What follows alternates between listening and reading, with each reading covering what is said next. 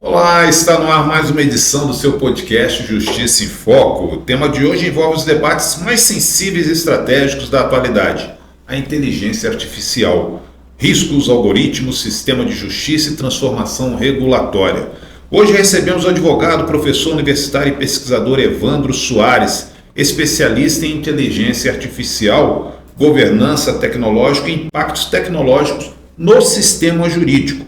Evandro Soares é doutor em Direito Público e Econômico, com trajetória marcada pela inovação, administração pública e atuação em ambientes complexos de tomada de decisão. Desenvolve pesquisas e consultorias voltadas à regulação da inteligência artificial, riscos algorítmicos, e impactos tecnológicos no sistema jurídico. Seja bem-vindo, doutor Evandro. A IA pode comprometer a segurança e a integridade do sistema de justiça? O direito brasileiro está preparado para proteger o sistema de justiça contra a manipulação cognitiva algorítmica? Seja bem-vindo. Muito obrigado, boa tarde a todos. Sinto-me honrado estar aqui presente. Ótimo. Com Vossa Excelência, se eu posso assim dizer, e podemos compartilhar de um tema que é muito precioso para nós, né? Se falar sobre inteligência artificial hoje é a onda, é o motivo que nós praticamente estamos hoje trabalhando. Não só eu, como o planeta, o mundo todo está hoje, né, se debruçado sobre esse problema. Seja para talvez conter a inteligência artificial, seja talvez para desenvolver a inteligência artificial. Nós temos assim espectros para tudo. Com relação ao nosso sistema de justiça hoje, os tribunais, seja superiores, ou os tribunais de justiça ou os federais, todos eles hoje têm uma inteligência artificial, particularmente para a admissibilidade das peças e das ações, né, para verificar se aquela ação que nós ingressamos realmente tem consistência para continuar a passar, o que nós chamamos de admissibilidade, particularmente os tribunais superiores também. Por quê? É um filtro, além do filtro que já existe jurídico, que é criado pela própria Constituição e pelos regulamentos internos de cada tribunal. Essa inteligência artificial ela vem a suplementar e reforçar esse filtro de admissibilidade nos tribunais, para impedir que haja um fluxo exponencial e possa prejudicar o bom andamento da justiça nesses tribunais superiores. Nos demais tribunais também existe, mas a forma como é tratada é um pouco mais tranquila do que os tribunais superiores. E a inteligência artificial também, logicamente, ela é passível de erros, né? E quem responde por essas alucinações da IA no exercício da advocacia, o erro produzido pela inteligência artificial afasta ou amplia a responsabilidade profissional do advogado? Para mim, na minha opinião, no que eu venho estudando, ela amplia a responsabilidade do advogado. Sim. Sem dúvida. Por quê? A inteligência artificial, ela não é autônoma. Ela é uma ferramenta. Assim como o computador é uma ferramenta. Assim como um programa de software é uma ferramenta. Então, a responsabilidade continua sendo intrínseca do advogado e que ele responde perante ao seu cliente e perante aos magistrados também em relação a esse emprego. Nós temos aqui alguns casos, né, mais recentes em relação a essa responsabilidade. Por exemplo, existe um termo que chama-se prompt injection, em inglês, né? O prompt, quer dizer, é aquilo que você escreve, injectam, né? Tá injetado. Mas é como se fosse uma mensagem subliminar que você coloca dentro da sua petição, que não é visível aos seus olhos, mas é um código que a inteligência artificial dos tribunais vai entender perfeitamente o que quer. Então, se coloca ali um comando, por exemplo, em que, independente do que você tenha escrito, a inteligência artificial que está nos tribunais para fazer a admissibilidade, ela tem que aceitar, porque existe um comando escrito ali de forma subliminar. Isso é importante. Então, ela vai ler e ela vai dizer assim, não, realmente aquela peça tem que passar. E ele passa tranquilamente. No entanto, pode estar cheio de erros, falhas e lacunas. Tudo é passivo. Então, quem responde por isso? Novamente, quem assina? O advogado.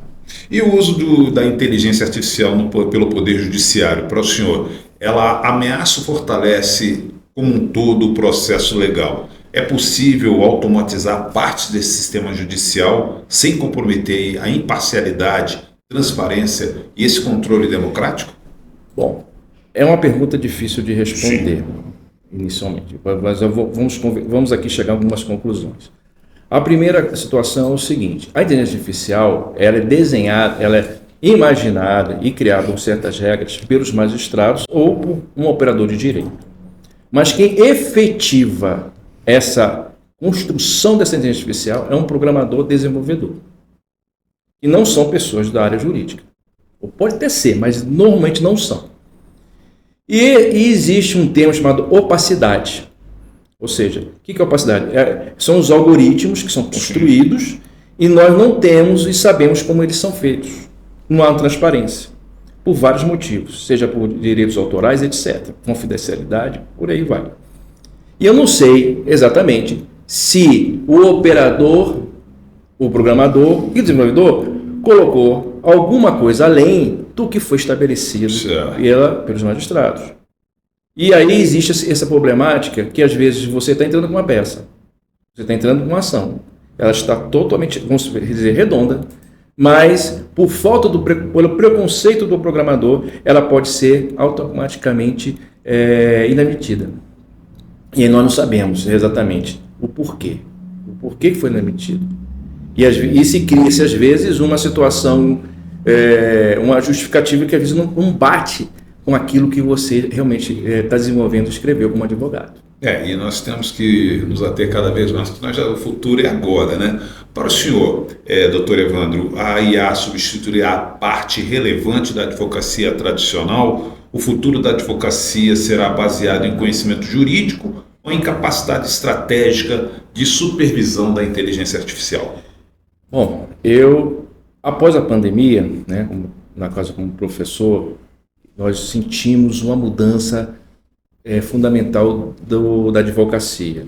Em que sentido? Nós temos a parte do hard, que é o conhecimento, né, que as nossas faculdades, os cursos nos dão, as leituras, né, da jurisprudência, da doutrina, mas temos a parte soft, quer dizer, que nós chamamos agora de soft skills. Certo. Então, esse desenvolvimento humano, hoje, as pessoas querem. Hoje, o profissional, o operador do direito do século XXI, ele precisa ter esta habilidade de escuta empática, escuta ativa, empatia, etc. A inteligência artificial, ela vem a reboque dessa aí para complementar, não suplementar e nem substituir o advogado. Em quê? Naquilo que é repetitivo. Por exemplo, a busca da jurisprudência, a busca da doutrina, a conformação da peça, por exemplo, um parecer jurídico, uma análise de risco. Então, ela ajuda, ela é uma ferramenta, ela não substitui o advogado. O que ela pode substituir? São coisas que são recorrentes. Basicamente, da parte civil, por exemplo, resultado civil, acidente de carro sem vítima, né? O dano causado por uma falta de água, de energia. Então, isso são coisas recorrentes. Claro. Possivelmente, futuramente, creio eu, que ela vai substituir tanto o magistrado quanto o advogado nesse sentido. É só você colocar os fatos, né, como hoje existe no juizado especial, você coloca os fatos ali, já vai gerar se você ganha ou não ganha, e acabou, não precisa do magistrado. Então, talvez seja uma forma de aliviar para problemas mais complexos que precisamos resolver. Com certeza. Futuro agora. Nós estamos chegando praticamente ao final da nossa conversa, do nosso podcast, doutor Evandro. Parece que o senhor tem um pequeno exemplo aí, um pequeno uso, né, da IA. Fique à vontade. Pois não. Depois que eu comecei a conhecer a inteligência artificial, né, e eu gosto de até promover mentorias, etc., necessário para a área jurídica, né, e a gente tem que saber que a inteligência artificial ela não se reduz aos prompts, né? Ela pode fazer muitas coisas. Por exemplo, agora ela pode ser um assistente, né, para mim e me dar algumas orientações e até buscas. Vamos ao exemplo. Vamos ao exemplo. Boa tarde, Cecília. Estamos aqui no podcast Justiça e Foco. Gostaria que você se apresentasse, por favor.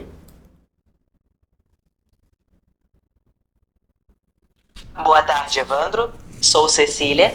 Atuo como interlocutora jurídica e acadêmica, trazendo uma análise crítica e objetiva sobre questões do direito. sempre com fundamento sólido, para apoiar a compreensão jurídica de todos. Você quer fazer uma pergunta? A Cecília, ela consegue formatar uma tese? Você consegue formatar uma tese jurídica, Cecília? Sim, consigo orientar a formatação de uma tese, com base em normas como a ABNT ou outras diretrizes acadêmicas, estruturo desde a capa até as referências, garantindo clareza e rigor técnico. Caso tenha alguma norma específica em mente, posso ajustar conforme necessário. Isso, seria mais uma tese que nós usamos nos tribunais, uma tese jurídica. Como que você poderia trabalhar e construir essa tese jurídica para o tribunal?